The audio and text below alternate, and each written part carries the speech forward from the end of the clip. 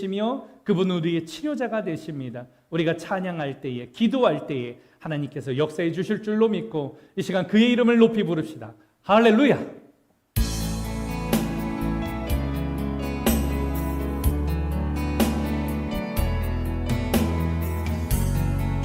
예수님은 우리의 치료자가 되십니다. 예수 나의 좋은 치료자, 그의 눈이 머무는 곳은 나의 슬픔과 고통, 고개를 들어 그의 눈을 볼 때에 난 알았네. 예수 나의 좋은 치료자, 예수 나의 좋은 치료자, 예수 나의 좋은 치료자, 그의 손길이 닿는 곳은 나의 상처와 아픔, 영원히 흐를 것 같았던 눈물 다 멎었네. 예수 나의 치료자. 우리 같이 믿음으로 고백하면서 나 노래하리라. 전한 나를 돌아보신 구세주를 찬양해 하늘 닿는 곳까지 내 손 들리라. 예수 나의 치료자, 난 찬양하리라. 나 찬양하리라. 전한 나를 돌아보신 구세주를 찬양해 하늘 닿는 곳까지 내 손 들리라. 예수 나의 치료자. 다시 한번 난 노래하리라. 나 노래하리라. 전한 나를 돌아보신 구세주를 찬양해 하늘 닿는 곳까지 내 손 들리라. 예수 나의 치료자. 슬픈 마음 있는 자, 슬픈 마음 있는 자, 몸과 마음 병든 자, 누구든지 부르시오. 예수 이름 부르시오. 그 이름을 믿는 자, 그 이름을 부르는 자, 그가 어떤 사람이든 그는 구원 얻으리. 우리 다시 한번 슬픈 마음 있는 자, 슬픈 마음 있는 자, 몸과 마음 병든 자, 누구든지 부르시오. 예수 이름 부르시오.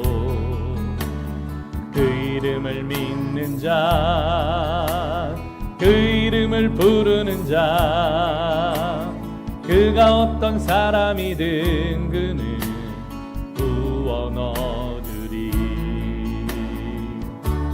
예수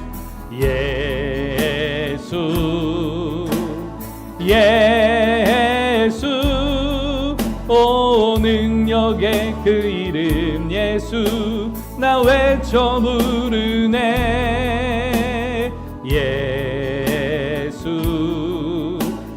예수 오 구원의 그 이름 예수 나 외쳐 부르네. 예수 그리스도. 우리 다시 한번 슬픈 마음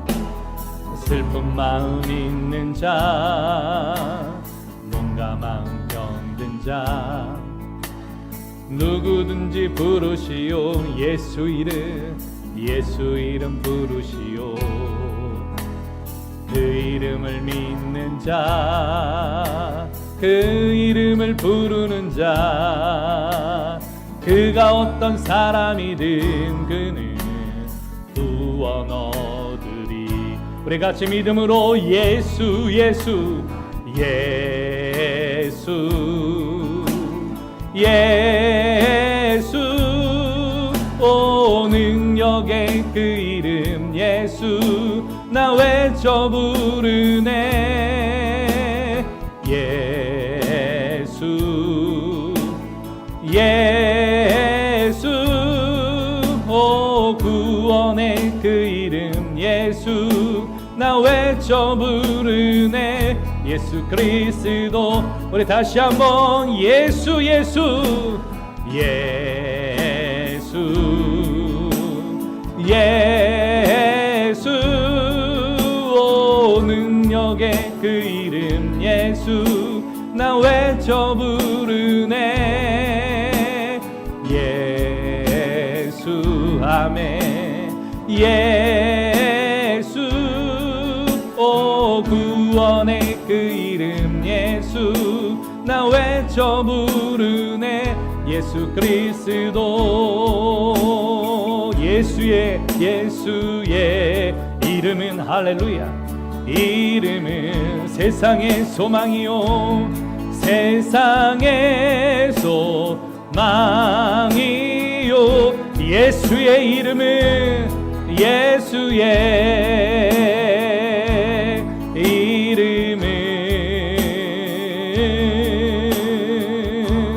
전국의 기쁨일세. 예수의 이름은, 예수의 이름은 세상의 소망이요. 예수의 이름은, 예수의 이름은 전국의 기쁨이. 우리 마지막으로 한 번 더 예수의 이름은, 예수의 이름은 세상의 소망이요. 예수의 이름은 전국의 기쁨일세. 우리 같이 그렇게 기도하며 나가길 원합니다. 하나님, 예수의 이름은 천국의 기쁨이 되며 소망이 되어지는 줄 믿습니다. 이 시간 그 예수의 이름을 부르는 우리에게 구원을 허락하여 주시고, 그 이름을 부르는 우리 모두에게 심령 가운데 은혜를 허락하여 주시고, 그 이름을 부르는 우리 모두에게 하나님의 구원을 허락하여 주시옵소서. 말씀을 증거하시는 우리 최 목사님을 위하여서 중보합니다. 죄종의 입술을 주장하여서 오늘 하나님의 말씀을 증거하게 부족함이 없게 해달라고 이 시간 우리 다같이 주여 한번 부르짖고 전심으로 기도합니다. 주여. 아버지 하나님, 이 시간도 예수의 이름을 부르는 이곳에 임재하여 주시옵소서. 우리의 심령 가운데 역사하시고 우리를 다스리시고 우리를 새롭게 하여 주시옵소서. 예수의 이름은 우리의 기쁨이 되며 예수의 이름은 우리의 능력이 됨을 믿습니다. 그 이름에 아버지 하나님 기쁨과 소망을 가지고 나아갈 때 세상의 모든 것들이 아버지 하나님 변화되어지는 믿음의 역사들을 우리에게 허락하여 주시옵소서. 사랑하는 종들의 마음과 심령 가운데에 하나님 은혜를 허락하여 주시고 메마른 심령 가운데에는 성령의 담비를 허락하여 주셔서 오늘 이 밤이 옥토가 되어지기를 원합니다. 오늘 아버지 회개의 영을 부어주시옵고 우리를 새롭게 하여 주시옵소서. 무엇보다도 아버지 하나님의 구원하심이 이 나라와 이 민족과 이 땅과 이 인류 가운데 있기를 원합니다. 주의 이름을 부르는 모든 자들에게 구원을 허락하여 주시고 오늘 이 밤에도 아버지 하나님의 말씀을 사모합니다. 말씀을 사용하시는 우리 주 목사님 위에 능력의 능력을 더하여 주시고 오늘 그 말씀이 우리의 심령의 골수를 쪼개는 믿음의 역사 있게 하여 주시옵소서. 하나님의 은혜를 간구합니다. 이 시간에 아버지 하나님 더욱더 주의 이름을 부르짖게 하시고 더욱더 뜨거운 구원의 심령들이 될 수 있도록 하나님 역사하여 주시옵소서. 모든 문제 가운데 답이 주님 앞에 있습니다. 오늘 아버지 하나님의 은혜 가운데 예수 그리스도가 우리의 소망과 능력과 오늘 해답이 되어지는 것을 체험하는 오늘 믿음의 종들 되게 하시옵소서. 역사하실 하나님을 찬양합니다. 하나님 영광 받으시옵소서.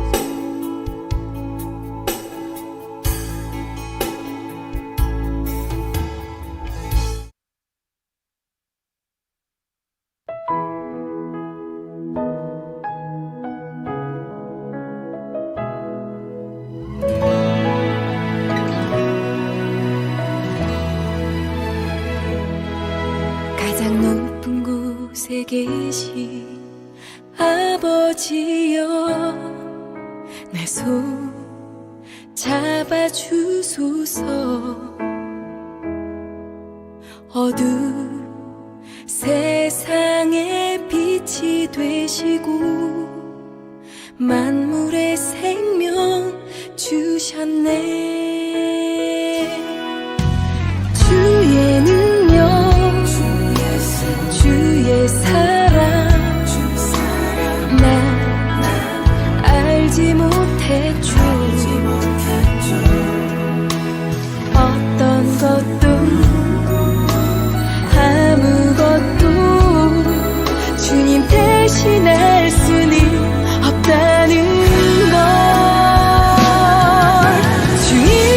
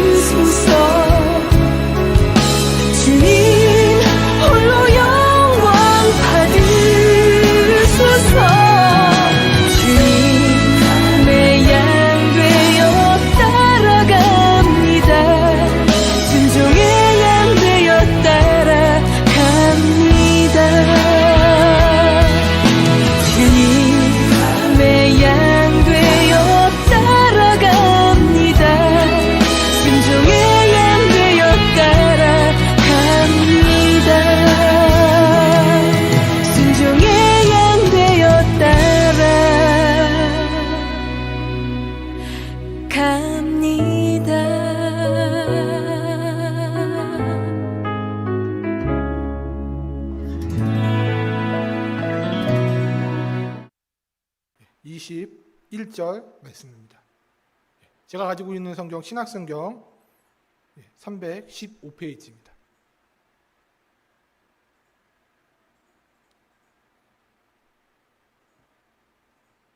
제가 합독하도록 하겠습니다. 그런즉 너희가 어떻게 행할지를 자세히 주의하여 지혜 없는 자 같이 하지 말고 오직 지혜 있는 자 같이 하여 세월을 아끼라. 때가 악하니라. 그러므로 어리석은 자가 되지 말고 오직 주의 뜻이 무엇인가 이해하라. 술 취하지 말라. 이는 방탕한 것이니 오직 성령으로 충만함을 받으라. 시와 찬송과 신령한 노래들로 서로 화답하며 너희 마음으로 주께 노래하며 찬송하며 범사에 우리 주 예수 그리스도의 이름으로 항상 아버지 하나님께 감사하며 그리스도를 경외함으로 피차 복종하라. 오늘 본문 에베소서 5장 15절에서 21절 말씀으로 지혜 있는 자의 삶에 대해서 여러분과 함께 은혜 나누고자 합니다. 이 오늘 본문에 등장하는 이 에베소 교회는 소아시아의 대표적인 교회였습니다. 그러나 이 교회는 문제가 많은 교회였습니다. 유대인과 이방인이 함께 신앙생활을 함으로 말미암아 생활의 습관이 다르고 민족이 다르고 삶의 철학이 다르다 보니까 분열의 가능성이 잠재해 있는 것을 바울이 알게 되었습니다. 그래서 바울은 에베소 교회를 기록할 때 교회론 중심으로 기록을 하였습니다. 에베소서는 모두 총 6장으로 되어 있습니다. 그래서 전반부 1장에서 3장까지는 어떻게 살아야 하는 주로 예수님의 교리를 강조하고 있고 4장에서 6장까지는 실천을 강조하고 있습니다. 즉 다시 말해서 1장에서 3장까지는 우리가 어떻게 구원을 받을 수 있는가, 이 구원론을 중점으로 다루고 있고요. 성도들이 모인 교회란 어떠한 곳인가라고 하는 교회론을 이야기하고 있습니다. 그리고 4장에서 6장까지는 하나님의 백성들이 어떻게 살아야 하는지에 대해서 말하고 있습니다. 특히 오늘 본문인 이 5장 15절에서 21절은 우리 성도들이 과연 지혜로운 삶, 어떻게 살아야지만 지혜로운 삶일까에 대해서 오늘 성경 본문은 가르쳐 주고 있습니다. 오늘 그래서 본문 5장 15절에서 21절을 통해 지혜 있는 자가 어떻게 살아야 하는지 여러분과 함께 은혜 나누고자 합니다. 먼저 본문을 읽다 보면 하지 말고 해라 라는 식으로 표현되어 있음을 알 수 있습니다.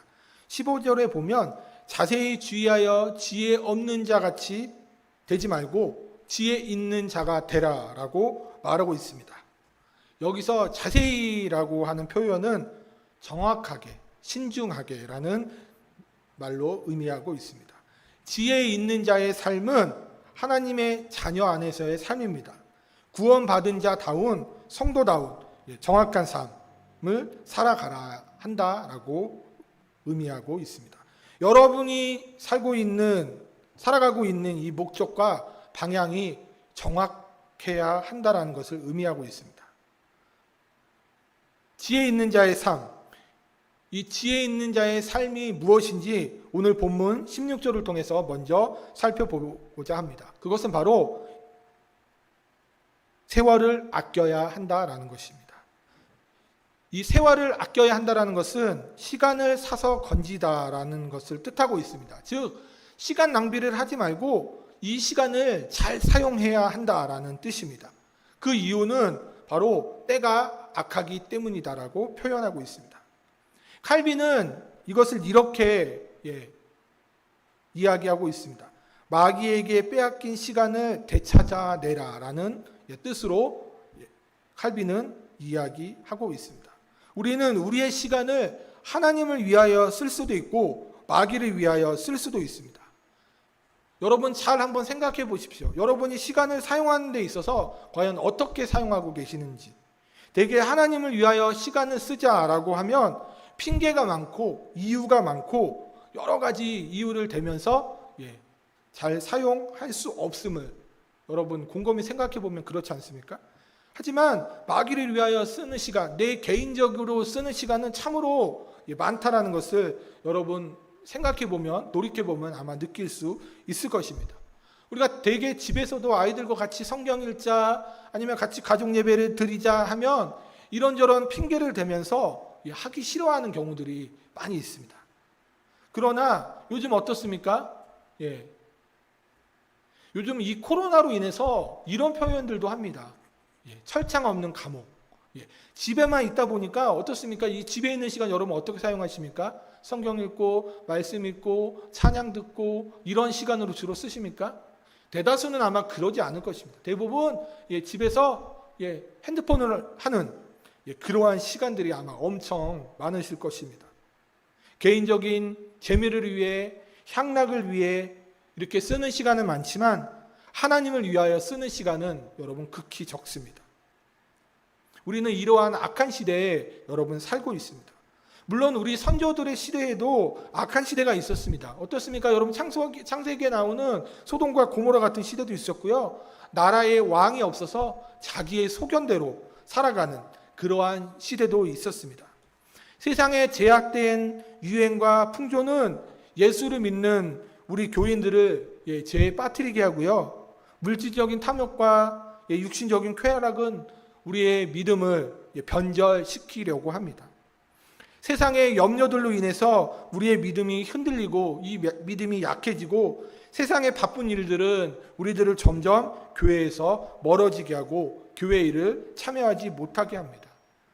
코로나로 인해서 지금 이 시대에 어떻습니까? 대부분 온라인 예배로 이 온라인 예배가 대세를 잡으면서 더더욱 교회에 모이는 시간, 교회에 참여하는 시간들은 거의 찾아볼 수 없을 정도로 되어버렸습니다.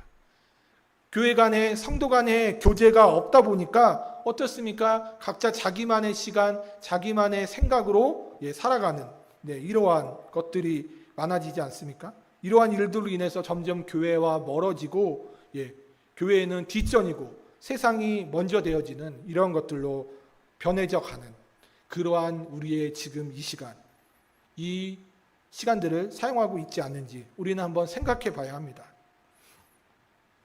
또한 어떻습니까? 교회는 요즘에 세상으로부터 점점 외면받고 있습니다.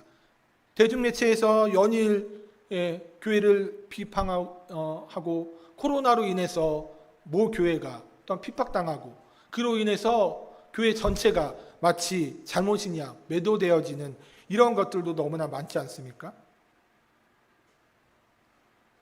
물론 대중매체가 무엇이든지 다 전달은 할 수 있습니다. 그러나 하나님의 구원, 하나님의 진리만은 제외되고 있는 이러한 이상한 시대에 오늘도 우리가 살아가고 있습니다.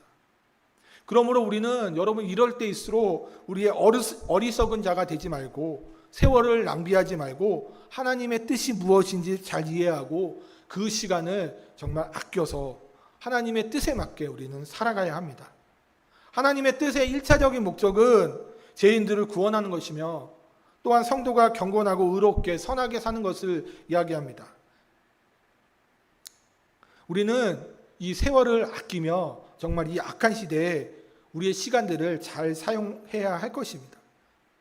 여러분 학교 다닐 때 다들 경험이 있겠지만 우리가 방학 첫날 되면 어떻게 합니까? 집에 와서 여러분 어렸을 때 생각을 뒤집어 보면 가만히 되돌아보면 어떻게 합니까? 집에 와서 제일 먼저 하는 게 저 같은 경우에는 이 방학 계획표 짜는 거였습니다. 왜 이만한 도화지 하나에다가 동그랗게 그리고 거기에 시간을 나눠서 뭐 아침 먹고 공부하고 휴식하고 점심 먹고 뭐 잠깐 쉬고 놀고 공부하고 저녁에 다시 저녁 먹고 운동 잠깐 하고 뭐 TV 보기 하고 취침 뭐 이런 식으로 하루의 일과들을 정말 짜임새 있게 합니다. 마치 보면 하루에 뭐 공부를 몇 시간씩 하는 것처럼 이렇게 계획표를 세우지 않습니까? 그런데 여러분 어떻습니까? 그 시간표대로 방학을 보내신 적이 있습니까? 저도 물론 계획은 거창하게 짰지만 그 방학 계획표대로 아마 지켰던 적은 거의 없었던 것 같습니다. 이것이 학창시절에만 여러분 국한된 것이 아닙니다. 오늘날 우리가 지금 살고 있는 지금 이 시대에도 어떻습니까? 여러분 인생을 살아오면서 내내 느낀 것이지만 인생이라는 것이 내가 만든 시간표대로 잘 굴러갑니까? 내가 계획했던 대로 잘 되어집니까? 잠자기로 한 시간에 깨어 있을 때가 있고요. 밥 먹어야 할 때 시간에 여러분 굶을 때도 있습니다. 살아야 할 사람이 죽기도 합니다. 분명히 시간표대로 한다면, 내 계획대로 되어져야 한다면 성공하고 출세하고 돈도 많이 벌고 잘 살아야 할 텐데, 여러분 우리는 정반대의 삶을 살아가기도 한다는 것입니다. 내가 원했던 이 시간표대로, 내가 원했던 대로 여러분 우리는 살아갈 수 없는 경우도 너무나 많습니다. 우리가 여기서 확인하고 짚고 넘어갈 것 하나가 있는데, 그것은 바로 우리가 가장 귀하고 소중한 시간은 하나님을 위하여 쓰는 시간이 가장 소중한 시간임을 여러분 기억하시기 바랍니다. 이 시간이 가장 아름다운 시간임을 여러분 기억하셔야 됩니다. 여러분 세월을 아끼십시오. 시간이란 누구에게 주어지는 선물이지만 또한 한번 지나간 시간은 여러분 다시 되돌아오지 않습니다. 이례적 선물이라고 할 수 있습니다. 시간은 흘러가는 물과 같기 때문에 다시 되돌아오지 않습니다. 영원히 지나가 버리고 마는 것입니다. 2020년, 오늘 이 시간 여러분 다시 돌아오지 않습니다. 이 시간은 한번 지나가면 영원히 돌아오지 않습니다. 그러니까 지금 이 시간을 붙잡지 못하면, 이 시간을 아끼지 못하면 나와 지금 이 시간은 영원히 상관없는 그러한 시간이 되어버린다라는 것입니다. 지혜로운 자의 삶은 첫 번째 세월을 아끼는 것이었습니다. 하나님의 자녀인 우리는 모두 지혜로운 세월을 아끼는 자가 되어야 할 것입니다. 두 번째로 지혜로운 자의 삶은 술 취하지 말고 성령에 충만한 자가 되라고 성경은 의미하고 있습니다. 예수님을 믿는 사람들 중에 술 마시는 사람들 많이 있습니다. 예수님을 믿는 사람들 중에 꽤 있습니다. 집사님, 권사님을 비롯해서 여러 가지 분들이 있습니다. 물론 어떤 분들은 성경에 술을 마시지 말라고 하는 구절이 어디 있느냐, 술만 취하지 않으면 되지 않는 것이냐, 맥주 한두 잔 정도는 가볍게 마시는 거는 괜찮다라고 이렇게 말씀하시는 분들, 그렇게 생각하시는 분들 너무나 많이 있습니다. 물론 그렇게 한두 잔 했다고 해서 그것이 우리의 구원의 잣대가 되는 것은 아닙니다.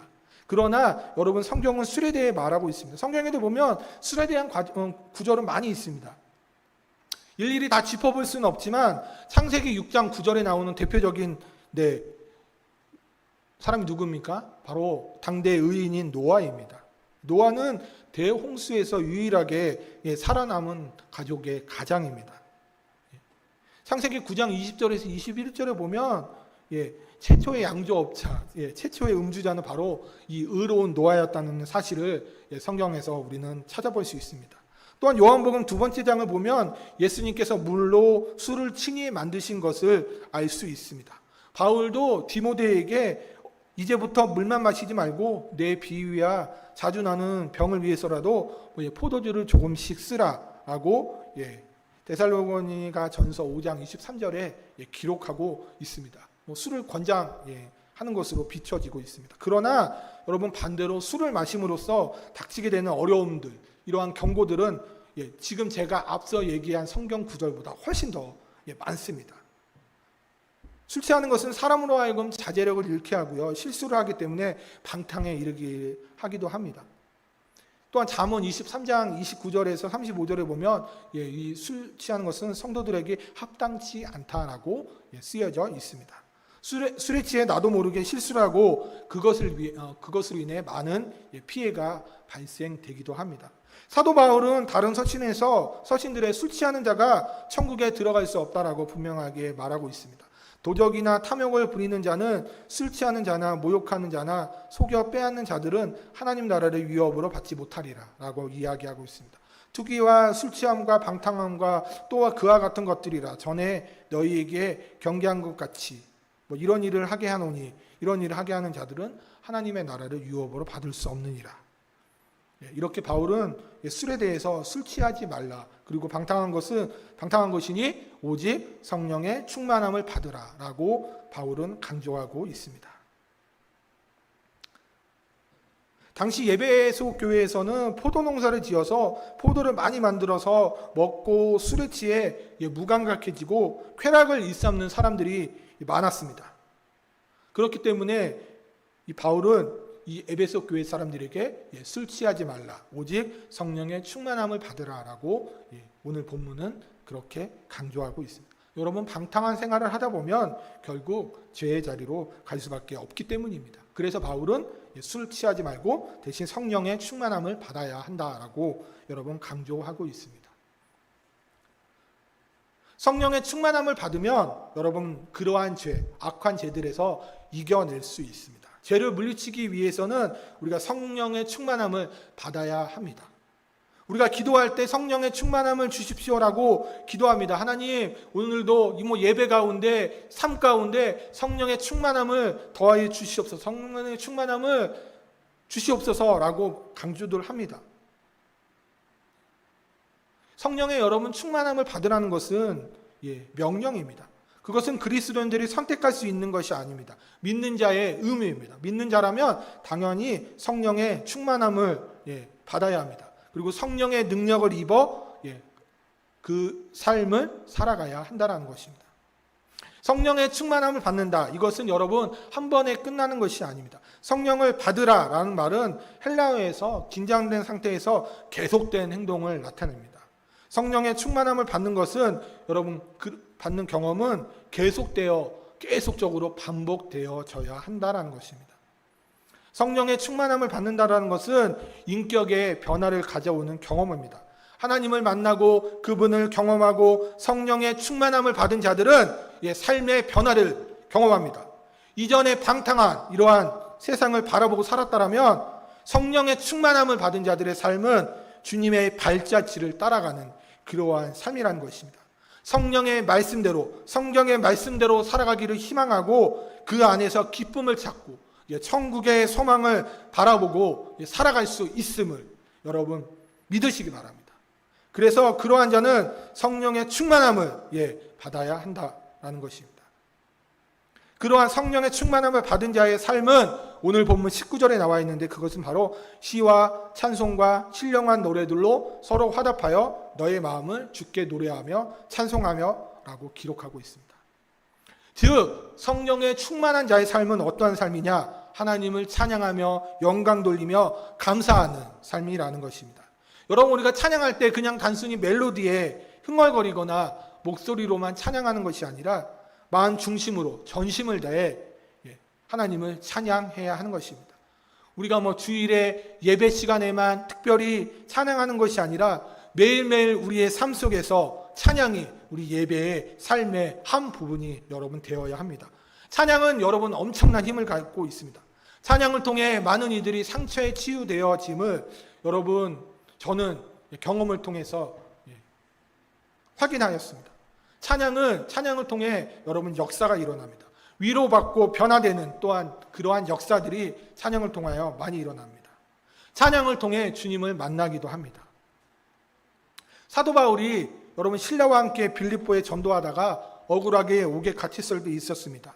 그런데 그때 어떻습니까? 바울과 신라는 원망하지 아니하고 도리어 하나님께 감사함으로 찬양하고 감사의 기도를 드렸더니 지진이 나서 옥문이 열리고 발에 찼던 쇠고랑도, 손에 찼던 쇠고랑도 자동으로 풀리는 그러한 역사가 일어나지 않았습니까? 나중에 옥사장과 그의 가족들이 예수를 믿고 구원받는 놀라운 일이 일어났습니다.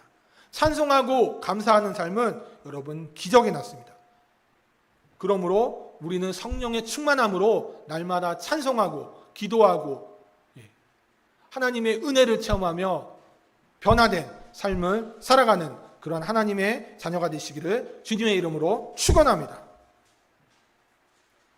그러한 삶이 되어지기를 여러분 믿음으로 고백하시기 바랍니다. 그러한 믿음의 고백이 이루어질 때 이 세상의 모든 만물을 주관하시고 창조하시고 인간의 생사화복을 주관하시는 우리가 하나님 그분을 경외하고 복종할 수 있습니다. 피차 복종하라는 것은 여러분 사랑을 가지고 서로 아껴주고 존중하며 살아라는 의미입니다. 우리는 서로가 인정해야 합니다.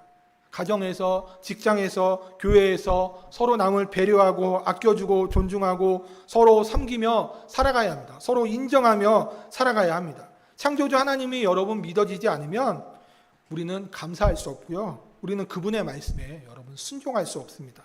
날마다 성령의 충만함을 받기를 간구하며 하나님의 말씀을 통해 여러분 개인적으로 주시는 묵상을 통해 하나님을 만나고 성령의 충만함을 간구하며 성령의 충만함을 받으며 살아가는 그러한 여러분이 되어야 합니다.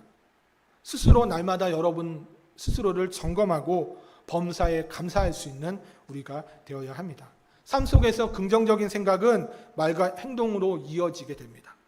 예수 그리스도의 향기를 전하는 그러한 삶이 되어지기를 주님의 이름으로 축원합니다. 오늘 말씀의 결론을 내고자 합니다.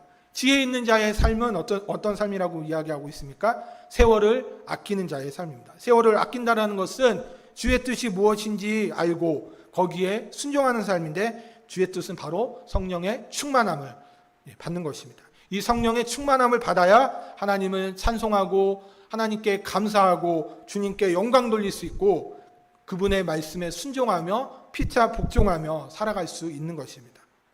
우리가 오늘 이 주시는 말씀을 잘 통해서 정말 주님의 아름답고 하나님의 선한 자녀들로 성령의 충만함으로 시간을 아끼며 살아갈 때 그런 하나님의 은혜가 우리의 삶 가운데 날마다 더해지는 그러한 여러분의 삶이 되어지기를 주님의 이름으로 축원합니다. 우리 기도하겠습니다.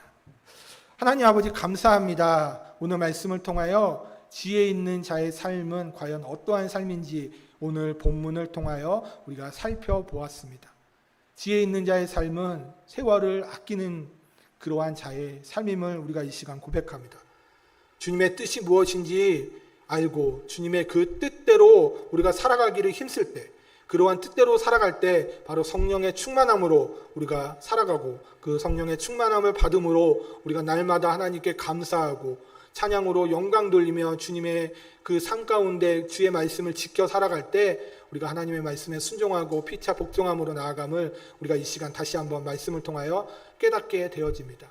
우리가 그러한 이 삶이 우리 지금 이 코로나로 인해 이 악한 시대 속에서 정말 우리가 하나님의 말씀대로 순종하며 피차 복종하며 서로를 감사하며 성령의 충만한 주님께 시간을 드리며 세월을 아끼는 그러한 하나님의 자녀로 거듭된 변화된 그러한 삶을 살아가는 우리들이 되어지게 하여 주시옵소서. 그러한 믿음의 삶이 되어지기를 간절히 소망하오며 오늘도 살아계셔서 우리와 늘 함께하여 주시는 나사렛 예수 그리스도의 이름으로 기도를 쌉나이다.